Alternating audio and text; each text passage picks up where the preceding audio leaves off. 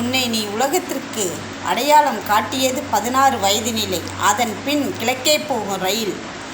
அந்த ரயில் வருடக்கணக்கில் ஓடி புதிய வார்ப்புகளை உனக்கு உருவாக்கியது. அதன் பின் தோற்றாலும் மலைகள் ஓய்வதில்லை, ஓயாமல் ஓடியது. அதன் பின் மிகப்பெரிய வெற்றி, மிகப்பெரிய தோல்வி எதுவானாலும் சரி, வேதம் புதிது. புதுமையாக சமைத்தாய் நீ மட்டும்தான். புகையில்லாத அடுப்பை கிராமத்துக்கு சமையலா நகரத்துக்கு நடமாட விட்டாய். எல்லா பரிசுகளும் உனக்கு தான். என்றாலும் நடிகர் திலகத்துக்கு நீ செய்த முதல் மரியாதை, உனக்காக முதல் மரியாதை. தமிழ் சினிமாவில் 80% நீதாம் என்றாலும் இன்றும் ராஜா பாரதி ராஜா.